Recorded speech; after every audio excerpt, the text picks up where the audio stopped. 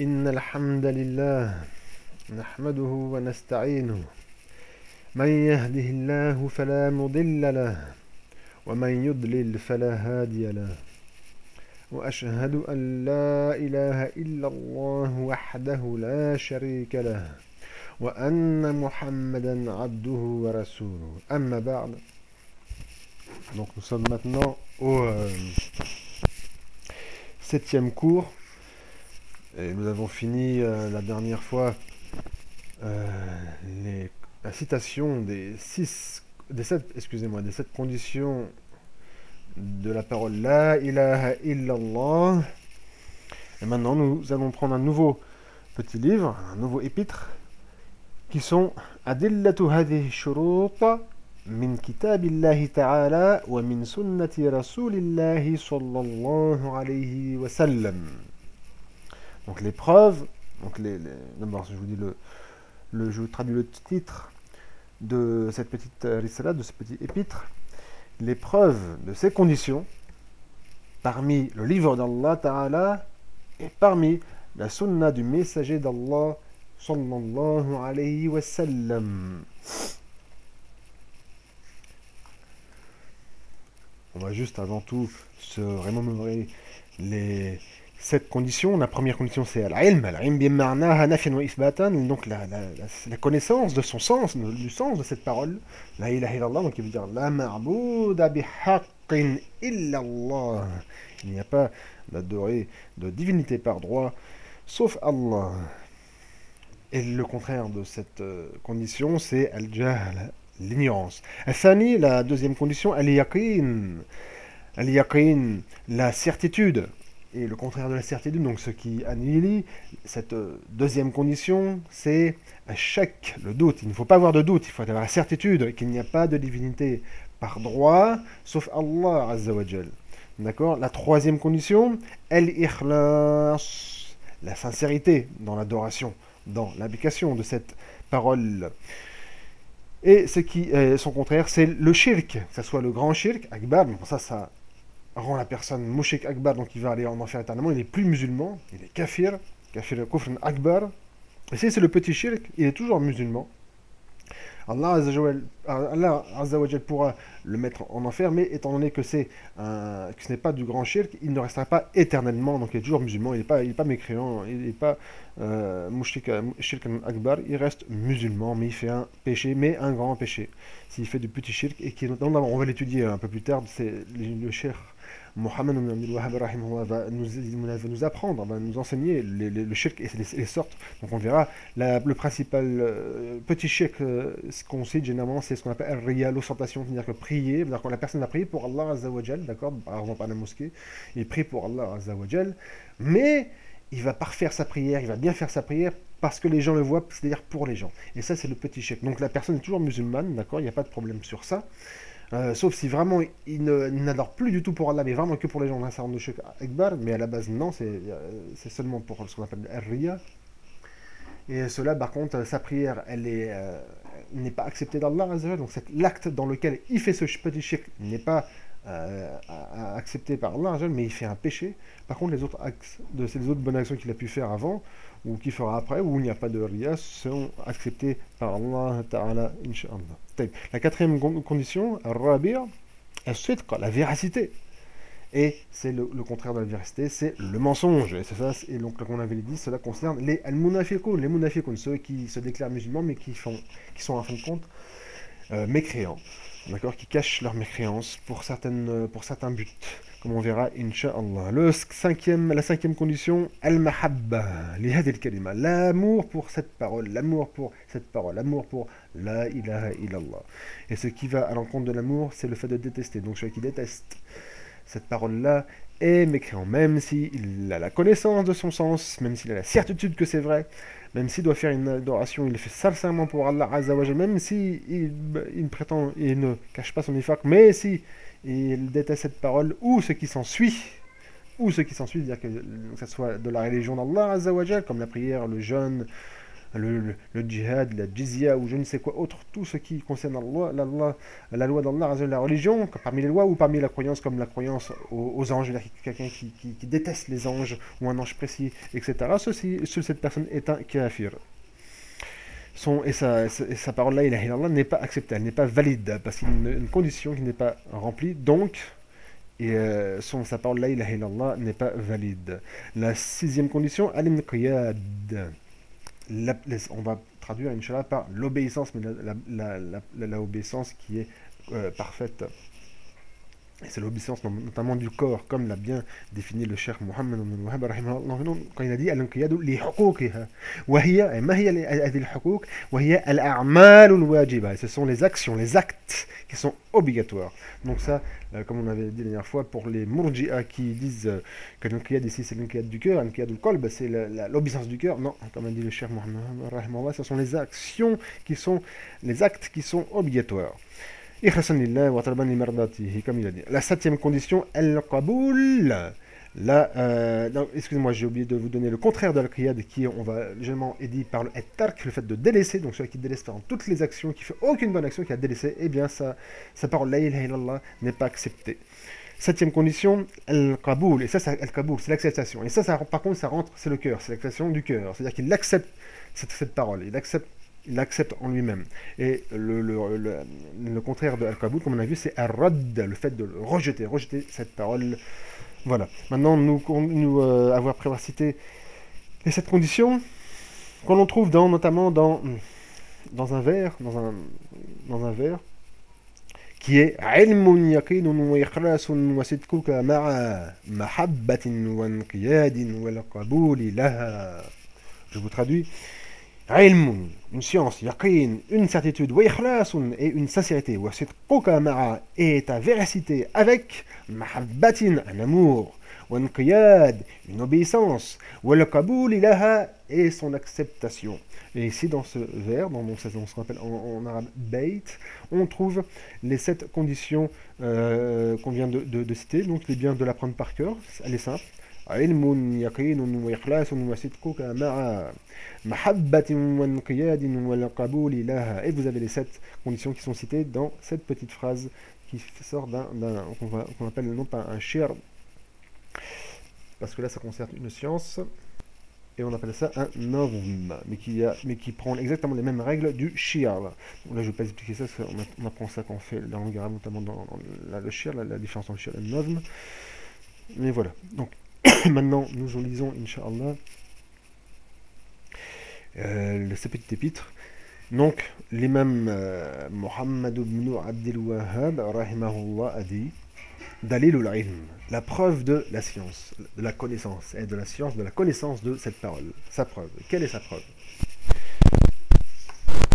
Qawluhu ta'ala, la parole d'Allah ta'ala. Innamal mu'minuna alladhina amanu billahi wa rasulihi. Excusez-moi, je me suis trompé, j'ai sauté une ligne. Astaghfirullah, je suis désolé, excusez-moi. Donc je reviens, parce que je suis allé, pour le préalable, je suis allé directement à la deuxième condition, donc je reviens en arrière, voilà, toc, dalil al-ilm, la preuve de la science, de la connaissance de cette parole. Qawluhu ta'ala, donc sa parole à lui, ta'ala. Fa'alam annahu la ilaha illallah. Donc Allah Azza wa Jal a dit à son prophète Fa'alam annahu la ilaha illallah. Alors, sache, et la connaissance, que quoi? Annahu la ilaha illallah. Qu'il n'y a pas de divinité par droit sauf Allah. Wa qawluhu, et sa parole, la parole d'Allah Azza wa Jal, illa man shahida bil haqqi wa hum ya'lamun. Sauf ceux qui ont témoigné par la vérité en sachant, dans cet état, dans l'état qu'ils savent, qu'ils connaissent. Et qu'ils connaissent quoi? Comme a dit le cheikh Mohammed ibn Wahhab, c'est-à-dire bi la ilaha illallah, qu'ils ont la connaissance de la ilaha illallah. Voilà. Wa hum ya'lamun, donc cette parole-là d'Allah, wa hum ya'lamun, mais eux, ils le savent, ils ont la connaissance. Et après le cheikh Mohammed ibn Wahhab, il dit biqulubihim, ils ont la connaissance par leur cœur, c'est-à-dire que leur cœur savent le sens de la ilaha illallah, ce que ça veut dire. La ma'bouda bi haqqin illallah. Et bi qulubihim ma nataqu bihi bi alsinatihim, comme a dit le cheikh Mohammed ici dans ce livre. Et ils savent. Donc Allah a dit wa hum ya'lamoun, et eux ils le savent. Et après le cheikh Mohammed rahimahullah, il dit bi qulubihim ma nataqu bihi bi alsinatihim. Ils le savent donc par leur cœur, ce que leur langue ont prononcé. D'accord, bien sûr, parce qu'il faut bien le prononcer par la langue. Sinon, quelqu'un qui ne prononce pas par la langue, donc il ne nous dit pas, comme quoi il atteste de la ilaha illallah, il n'est pas musulman. Donc on lui donne le hukm du témoigner par sa langue. Et pour que cela soit accepté par Allah Azza wa Jalla, la première condition, il faut que suive son cœur. D'accord, sinon c'est un munafiq, quoi. Voilà, donc maintenant je vais prendre la notation, voilà, et le verset, excusez-moi, en entier, que le verset en entier que le cheikh Mohammed ibn Abdel Wahhab a cité, une partie du verset, là on va voir le verset dans sa totalité. Donc Allah Ta'ala a dit وَلَا يَمْلِكُ الَّذِينَ يَدْعُونَ مِن دُونِهِ الشَّفَاعَةَ. Et ceux qu'ils invoquent, donc les mushrikoun, ils invoquent autre qu'Allah Azza wa Jalla, d'accord? Ils prient, et là je prends dans le sens mot prière, c'est dans le sens invocation, d'accord? Parce que le mot en français prière, d'accord, quand on fait une doua, on dit en français, on a ça aussi une prière. Donc ils font une prière, ils invoquent autre qu'Allah, et ceux-là qui sont invoqués autre Allah, Allah je le dis, وَلَا يَمْلِكُ الَّذِينَ يَدْعُونَ مِن دُونِهِ الشَّفَاعَةَ. Et ceux qui sont donc invoqués, priés, d'accord, à qui, par ces gens-là, par ces mushrikoun, min dunihi, en dehors de lui, d'Allah Azza wa Jal, ils ne possèdent pas quoi? Al-Shafara, l'intercession. Ils ne possèdent pas l'intercession. Illa, sauf qui? Man shahida bil haqqa, sauf celui qui a témoigné par al-haq, la vérité. Et le haq, c'est quoi? C'est la ilaha illallah, celui qui a témoigné, qui a fait la shahada, parce que shahada c'est le masdar du verbe shahida yashhadu shahadatan, sauf qui a témoigné bil haq, c'est quoi? La ilaha illallah. Wa hum ya'lamoun, et eux ils savent, ils connaissent, et ils savent ce que ça veut dire la ilaha illallah, et que leur cœur savent, ils ont leur cœur connaissent véritablement le sens de la ilaha illallah, parce que leur langue ont prononcé. Mais il faut pas seulement que la langue le prononce, il faut que le cœur le sache. Ça c'est une condition. Et je vous rappelle notamment ici le vers qu'on apprend par cœur pour ces 7 conditions. Ilmun yaqinun wa ikhlasun wa sidquka ma'a mahabbatin wa muqyadin wal qabul laha. Une science, une certitude et une sincérité et ta véracité avec un amour, ou une obéissance et son acceptation. Voilà. Donc nous allons continuer maintenant le texte de base du cheikh Mohammed ibn Abdel Wahhab rahimahullah. Voilà, il a dit après.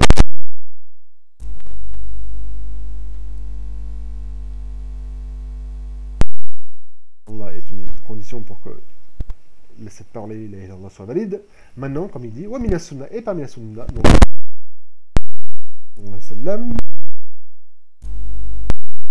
et an Uthman radiyallahu anhu.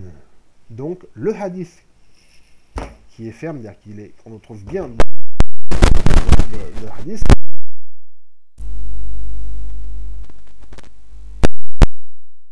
indication, ça concerne notamment ce qu'on appelle al-mustalahat, al-hadith, la terminologie le terme technique du hadith. Quand il dit fils sahih, dans le sahih, ça veut dire que ce hadith qui va venir, il est soit dans le Sahih Bukhari, soit dans le Sahih Muslim, ou soit dans les deux Sahih. Ça veut dire quoi? Et ce terme-là, le cheikh Mohammed ibn Abdel Wahhab, rahimahullah, il l'utilise souvent, notamment dans son livre Kitab al-Tawhid, quand il dit le Sahih. Il faut savoir quand il dit le Sahih, l'authentique, et le livre authentique. Il veut dire quoi? Ça veut dire quoi ce terme-là? C'est-à-dire que ce hadith qui va venir, il est soit dans le Sahih de l'imam Bukhari, ou dans le Sahih de l'imam Muslim, ou dans les deux. Voilà, un Othman, 2 Othman, le troisième khalifa bien guidé, radiyallahu anhu, قال, et il a dit, donc Othman a dit, قال رسول الله صلى الله عليه وسلم, le messager d'Allah, صلى الله عليه وسلم, a dit, من مات وهو يعلم أنه لا إله إلا الله دخل الجنة. Celui qui meurt et qui sait qu'il n'y a pas de diviné par droit sauf Allah rentrera au paradis. Ce hadith est dans, et je là vous donne l'indication, est dans le Sahih de Muslim, c'est le numéro 26. Et bien sûr, comme on l'a vu avant, le contraire de al-ilm, de la solence, de la connaissance, c'est al-jahl, al-munafil, al-jahl, c'est l'ignorance.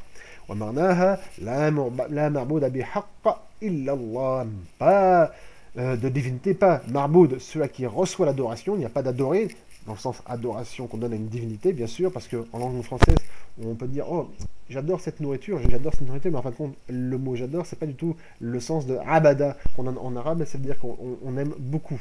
D'accord. Donc celui qui dit, oh, j'adore ce plat de nourriture, par exemple, il n'a pas fait de shirk, il n'a pas adoré autre qu'Allah Azza wa Jal, parce qu'on sait très bien que cette personne-là veut dire qu'il aime beaucoup parmi les nourritures. Ça, chaque langue a ses, comment dirais-je, a ses définitions propres, d'accord. Donc là, si on, par exemple, si une personne dit, oh, j'aime beaucoup ce plat de nourriture, si je dois traduire sa phrase en arabe, je ne vais pas dire innani a'budu hadha at-ta'am. Moi, j'adore a'budu cette nourriture. Elle n'a pas voulu dire ça en arabe, je dirais innani uhibbu kathiran hadha at-ta'am. Moi, j'aime beaucoup cette nourriture. Voilà, entre guillemets. Hein.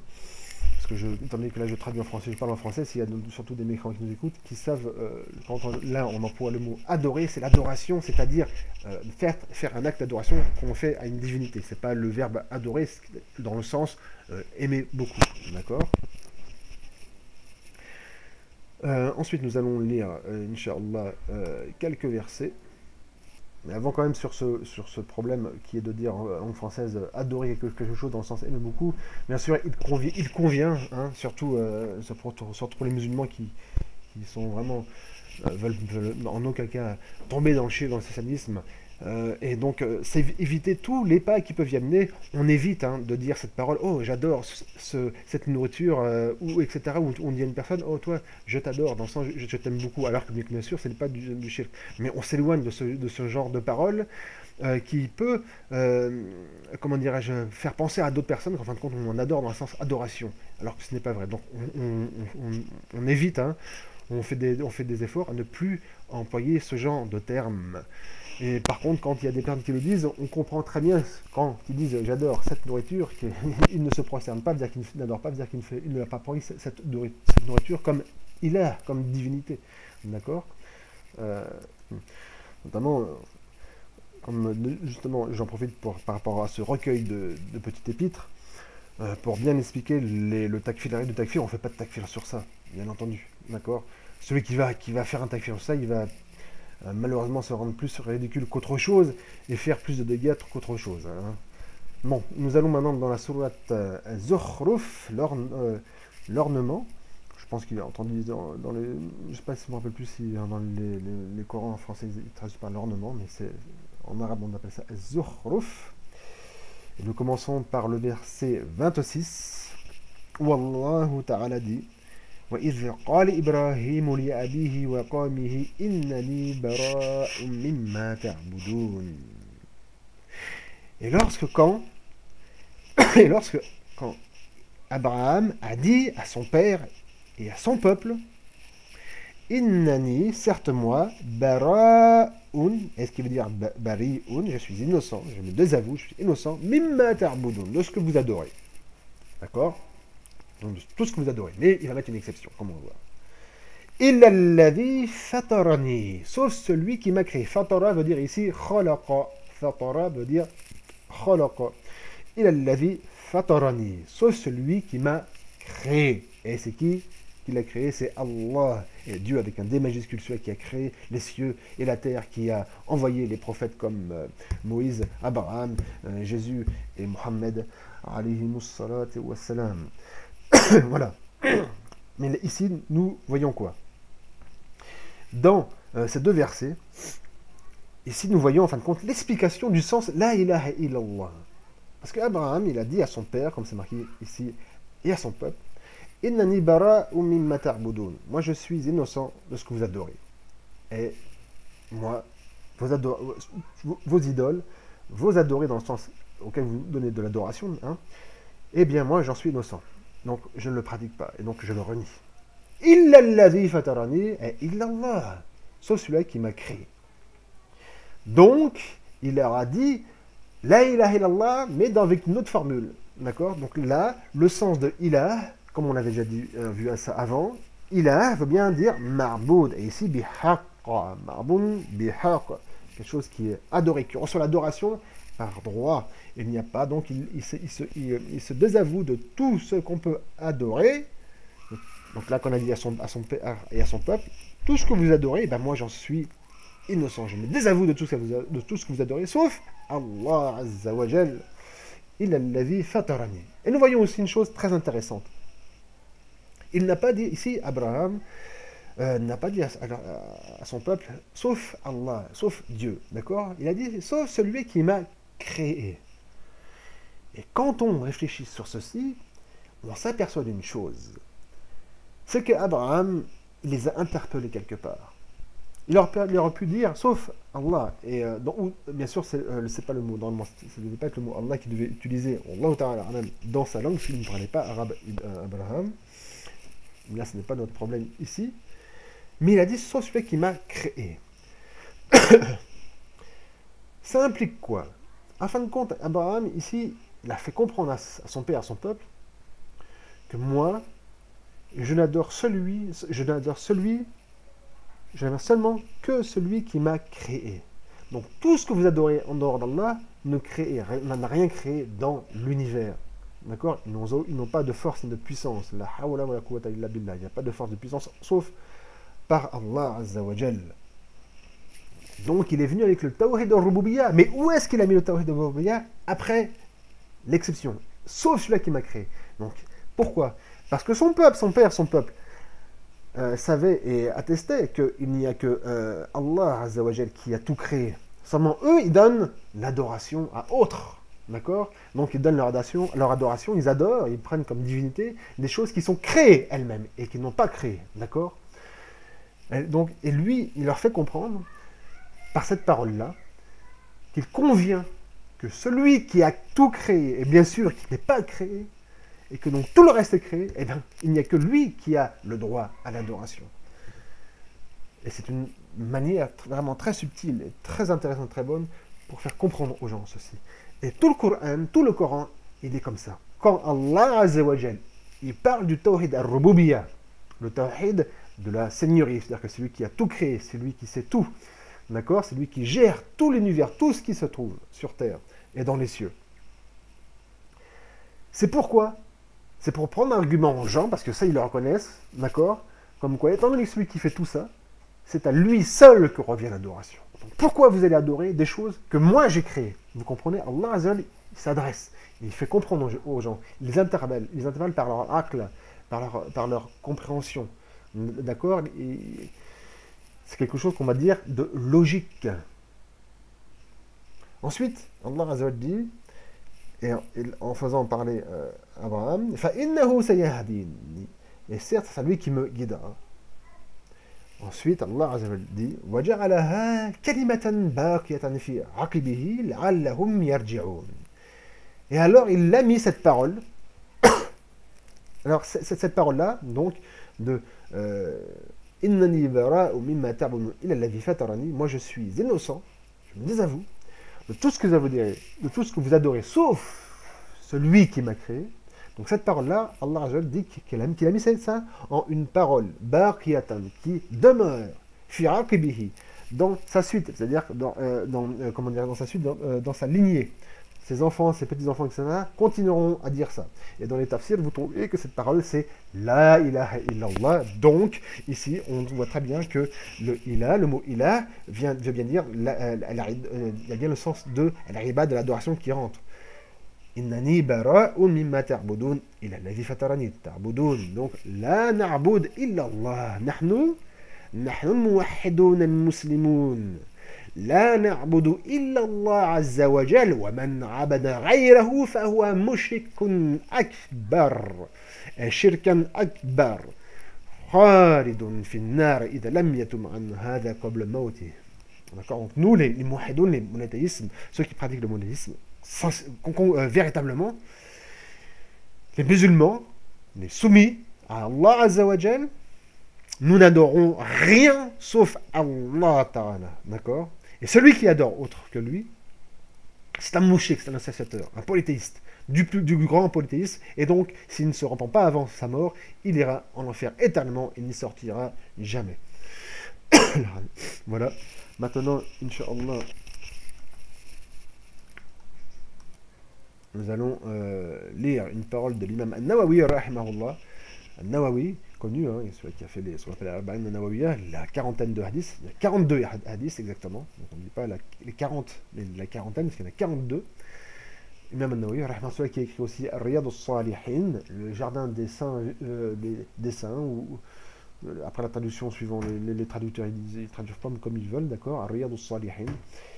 Donc il a dit dans l'explication du Sahih Muslim, qui est au hadith numéro 9, il a dit ceci. Donc sachez aussi que l'imam An-Nawawi, rahimahullah, était un Shafi'i, donc dans le fiqh, il suivait le mazhab al-Shafi'i. Il a vécu avant le cheikh de l'islam Ibn Taymiyyah, rahimahullah. Et il était du Sham. D'ailleurs, il s'appelle An-Nawawi parce qu'il est né dans une ville, dans un petit village qui s'appelle Nawa. D'où son nom, An-Nawawi, du Sham, donc de la région du Sham, c'est-à-dire cette région qui englobe, le Sham englobe la Syrie, le Liban, la Palestine et la Jordanie, et une petite partie du sud de la Turquie. Donc l'imam An-Nawawi, rahimahullah, a dit ceci dans le hadith numéro 9 du Sahih Muslim. Amma al-ibadatu fahiya ta'atu ma'a khudu'. Donc là, il donne la définition de l'ibada, l'adoration. C'est quoi l'adoration? C'est ça. Fahiya ta'a, c'est l'obéissance. Ma'a khudu', avec le khudu'. On peut aussi traduire le mot khudu' en arabe par al-khushu'. D'accord? La dévotion. D'accord? C'est-à-dire que il faut que le cœur il soit dévolu. D'accord? C'est-à-dire qu'il ne faut pas seulement obéir par le corps, et en fin de compte, le cœur n'est pas avec l'obéissance, mais il faut aussi cette dévotion qui implique l'amour aussi. Voilà, ça aussi je dis pour ça, parce que certains soufis aiment bien l'imam Nawawi, les soufis exagèrent, ils disent que l'adoration, non, c'est seulement l'amour, c'est l'amour d'Allah, l'adoration, et bien là, sachez donc que comme a dit l'imam Nawawi, al-ibada c'est quoi? Fahiya ta'a, c'est l'obéissance, ma'a khudur, mais avec quoi? Al-khudur, d'accord? Ma'a khudur, avec une dévotion. D'accord? Et ça vient khushu', ça vient avant tout du cœur et qui doit, bien sûr, être interprété, qui doit se concrétiser par le corps. Contrairement à ce que disent les murji'a. Et nous allons étudier, Inch'Allah, les catégories aussi de al-irja'. Il y a plusieurs catégories. Généralement, quand je dis le mot murja', je vise principalement ce qu'on appelle murji'atul fuqaha. On verra ça, Inch'Allah. Ensuite, maintenant, nous allons lire quelques autres versets, Inch'Allah, la parole d'Allah Ta'ala. Et d'ailleurs, je vous incite à lire beaucoup de Coran et à en apprendre. Il faut toujours, bien sûr, et surtout en arabe, parce que c'est en arabe, la parole d'Allah est en arabe. Il a parlé en arabe, il n'a pas parlé en français dans le Coran, d'accord? C'est une traduction. En français, c'est la traduction. Celui qui veut lire la parole d'Allah, il faut qu'il la lise en arabe, parce que sa dernière révélation était en arabe. La Torah n'était pas en arabe, était en hébreu, d'accord? Mais la dernière révélation était en arabe. Donc la parole d'Allah, Azzawajal, si vous voulez exactement lire ce que Allah Azzawajal dit, exactement ce que lui-même a dit, c'est en arabe qu'il faut la lire. Donc toute la baraka se trouve dans la lecture du Coran en arabe. Comprenez ceci. Et nous allons dans la sourate Al-Hijr. Excusez-moi, je cherche. Sourate Al-Hijr, le verset 36. Voilà, oui. Donc, c'est le verset, parce que moi je cherche dans le Mus'haf. Donc, on قال الله تعالى قال ربي فأنذرني إلى يوم يبعثون. Voilà. Donc là, Allah Azza wa Jalla nous cite, nous raconte ce qui s'est passé notamment avec Iblis, d'accord, le shaitan, le Satan. Quand Iblis il est devenu mécréant, il a renié le fait qu'il devait se prosterner devant Adam, une prosternation, attention, de salutation, et non pas une prosternation d'adoration. Donc Allah Azza wa Jal, comment dirais-je, a bien mis en évidence comme quoi il avait fait de la mécréance, donc il est devenu mécréant par rapport à ceci. Et donc là, qu'est-ce qu'il a dit? Iblis a dit ça à Allah. Iblis, le Satan, a dit ça. Rabb, oh mon maître. Donc qu'est-ce qu'il reconnaît donc là, Iblis? C'est Iblis, hein. C'est le pire mécréant qui peut exister. Le pire mécréant qui peut exister, c'est Iblis, c'est le chef des Tawarites, hein, c'est le plus grand tarout qui peut exister. Le Iblis même a dit, en s'adressant à Allah Ta'ala, Rabbi, oh mon maître. Ça implique quoi? Ça veut dire que Iblis lui-même, il reconnaît le Tawhid al-Rububiyya. Il reconnaît comme quoi Allah, c'est le Rabb, c'est le maître, c'est-à-dire que c'est lui qui a tout créé. D'accord? Celui qui gère tout dans l'univers. Et après, il a dit, Fa'anzirni ila yomi yub'athun. Patiente-moi, fais-moi patienter, donc c'est-à-dire ne me tue pas maintenant, d'accord, jusqu'au jour où ils seront ressuscités. C'est pour ça que là, nous savons que Iblis ne mourra pas que quand viendra le jour de la résurrection. Donc si quelqu'un veut tuer Iblis, on sait qu'il ne pourra jamais y arriver parce que Allah donc, a accepté ceci et lui a dit, comme quoi, comme dans le verset après, il a dit Allah lui a dit à Iblis, donc toi tu seras parmi ceux qui attendront, donc jusqu'au jour de la résurrection, il ne mourra pas. Voilà. Et il y a une hikmah, une sagesse dans ceci. Parce que s'il n'y avait pas Iblis, s'il n'y avait pas tous les koufars, tout ça, il n'y aura pas d'épreuve. Et s'il n'y a pas de preuve, donc il n'y aura pas, comment dirais-je, toute cette hikam, toute cette sagesse qui peuvent en découler. On est ici pour être éprouvé sur terre, d'accord? Voilà, donc ici nous revoyons quoi? Eh bien que la connaissance que Allah Azza wa Jal est le maître ne suffit pas à Iblis. Iblis reconnaît que Allah Azza wa Jal est le Rabb. Il a dit Rabbi, oh mon maître. Il a reconnu le Rububiyya. Pourtant, il est en enfer éternellement. Et c'est le plus grand des mécréants, Iblis. Et cette connaissance de ceci, et il sait aussi que là, il n'y a pas de divinité par droit, sauf Allah Azza wa Jal. Et que lui, il fait tout pour, par jalousie, par haine. Il fait tout pour dévier le plus d'êtres humains, de djinns, de la religion d'Allah vers la religion de la mécréance. D'accord? Eh bien, cette connaissance qu'il a, eh bien, ne lui profite pas. C'est pour ça, comme je vous l'avais dit, il faut absolument les 7 conditions pour que cette parole profite. Parce que la connaissance du La ilaha illallah, savoir qu'il n'y a pas de divinité par droit sauf Allah, en elle-même ne suffit pas. Il faut toutes les autres conditions.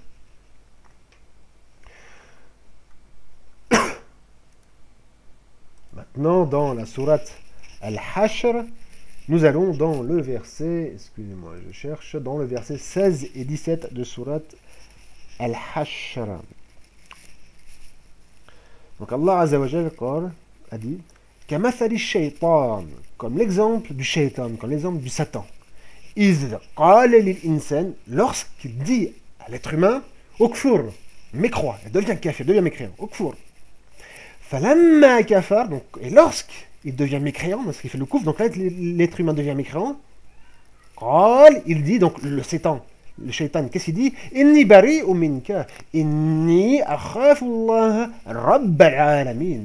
Donc il dit ça, le shaitan, une fois qu'il a fait dévier un être humain de la région d'Allah, donc il fait devenir mécréant, il dit ça à cette personne-là. Inni bari'u minka, je suis innocent, je me désavoue de toi. D'accord? Inni akhafullah. Moi j'ai peur d'Allah. Donc le shaitan, il a peur d'Allah. Rabbal alamin, le Seigneur des univers. Il reconnaît le rububiyya, le terme de rububiyya d'Allah Ta'ala. Mais donc, il a une peur. Est-ce que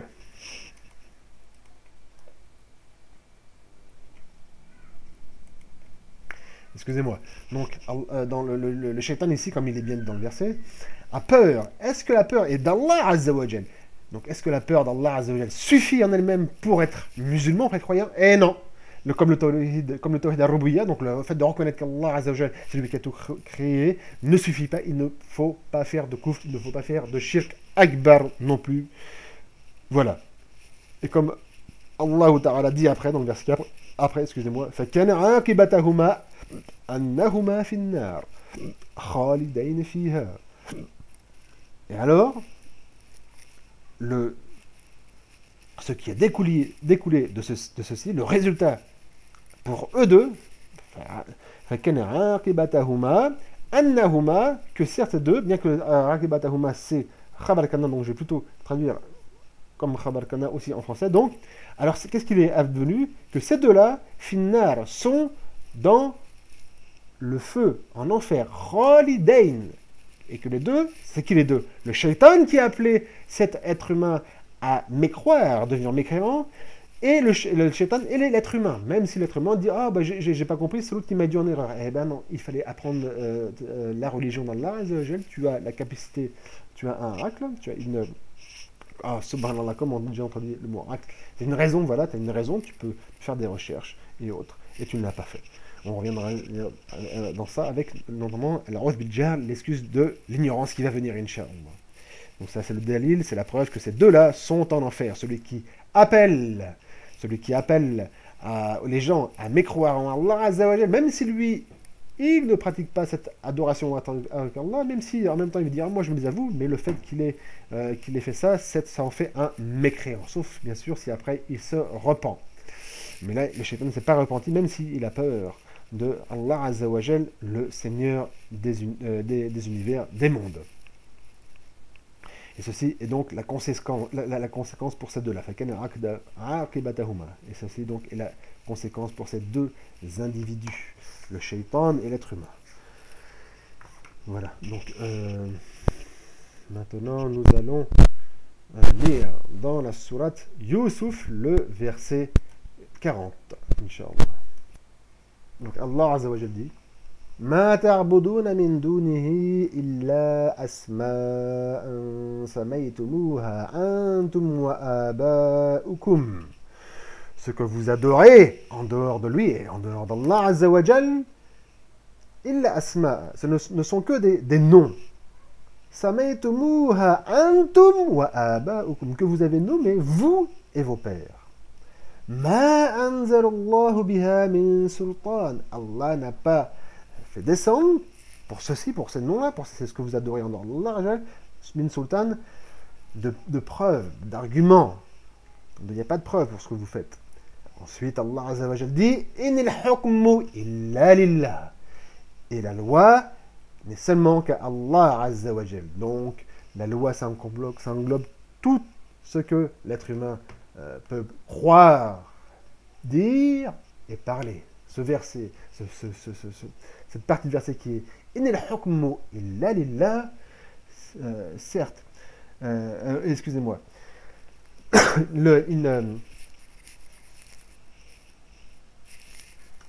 que in c'est une nafiya, c'est la négation, dans le sens laysa al hukmu illa lillah.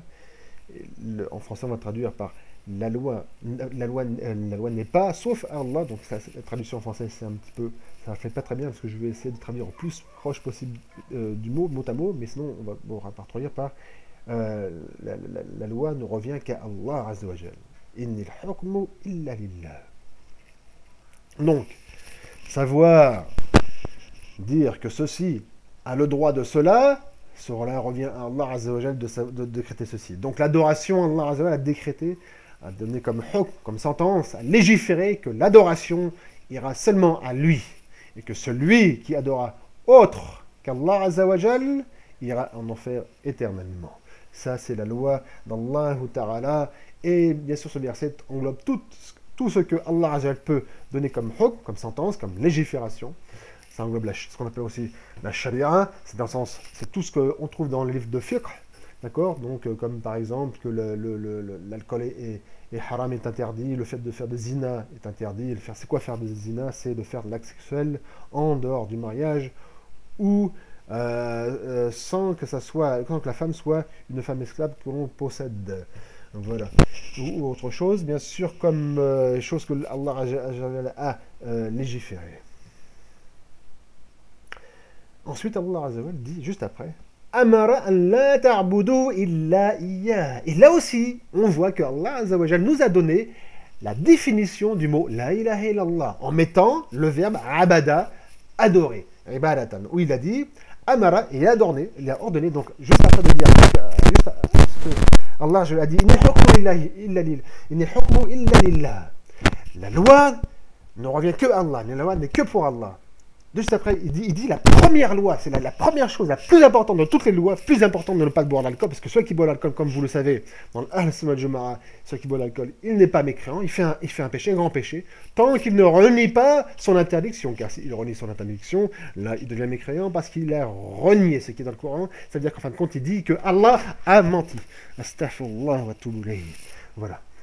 Donc juste après, Allah dit la première loi, la première chose qui est primordial, c'est Amara, il a ordonné, Allah a ordonné quoi La ta'budu illa iyyah. Il a ordonné quoi À ce que vous n'adorez pas, sauf lui. Donc la ilaha illallah.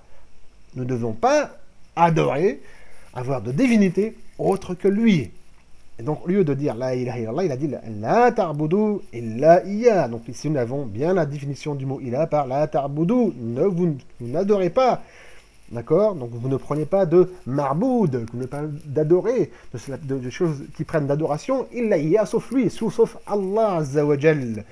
Parce que, comme vous devez le savoir, certains soufis et autres catégories de gens qui faisant partie des gens de la bid'a disent que la ilaha illallah ne veut pas dire qu'il n'y a pas de divinité par Dieu, mais qu'il n'y a pas de créateur sauf Allah Azza wa Jalla, ce qui est totalement faux. Le fait de traduire, c'est le fait de dire que le sens de la ilaha illallah, ça veut dire ça, parce que déjà Allah Azza wa Jalla, donne la définition de la ilaha illallah comme ici, comme quoi c'est l'adoration, non pas la création, c'est pas la reconnaissance du tawhid al-rububiyyah, mais c'est la reconnaissance du tawhid al-uluhiyya, tawhid al-ibada. Et que si la ilaha illallah voulait dire il n'y a pas de créateur sauf Allah, alors pourquoi les Quraysh, qui étaient polythéistes, qui adoraient autre qu'Allah Azza wa Jal, et qui reconnaissaient, comme c'est dans le Coran, qui reconnaissaient que Allah seul a tout créé, refusaient de dire la ilaha illallah. Donc nous voyons ici que le sens de dire de la ilaha illallah, c'est de dire la khaliq illallah, ou la rab, ou pas de Seigneur sauf Allah. D'accord. وَلَئِنْ سَأَلْتَهُمْ مَنْ خَلَقَ السَّمَاوَاتِ وَالْأَرْضِ لَيَقُولُونَ اللَّهُ. C'est dans le Coran. Allah Azza wa Jalla dit à son prophète, et si tu leur demandes, si tu le questionnes aux polythéistes de Quraysh, qui c'est qui a créé les cieux et la terre, ils répondront quoi Allah. Ils répondront Allah. Donc les mouchikoun avaient ce qu'on appelle le tawhid al-rububiyyah, mais seulement ils adoraient autre qu'Allah, et c'est ça qui les mettait mouchikoun kuffar, c'est qu'ils mettaient une adoration à autre qu'Allah azawaj, et ils refusaient de dire la ilaha illallah. Ils disaient non, cette parole-là, la ilaha illallah, c'est faux. Il y a plusieurs divinités par droit. D'accord. Et donc là aussi, nous avons le sens que la ilaha illallah, c'est la ma'buda bihaq illallah. Ensuite, Allah azawaj a dit ذلك الدين القيم, ceci est la religion droite. ولكن أكثر الناس لا يعلمون. Mais la majorité des gens ne le savent pas. Et je demande à Allah Azza wa Jal qui nous mette parmi la minorité des gens qui savent cela, et que Allah Azza wa Jal nous donne la science et nous augmente en science. Rabbi zidni ilma, comme c'est dans le Coran, et moi je dis Rabbi zidna ilma. Donc Allah, oh mon maître, augmente-nous en science profitable, et surtout, avant tout, le tawhid et son application. Inch'Allah, je vais voir si nous allons lire un nouveau verset ici. Nous nous arrêtons ici, Inch'Allah, et nous continuerons dans le prochain cours, Inch'Allah, dans l'explication de ces 7, enfin surtout avant tout dans les preuves de ces 7 conditions de la validation, que cette parole de la ilaha soit valide. Et nous terminerons notamment l'épreuve de la première condition qui est l'ilm, la connaissance de la ilaha illallah.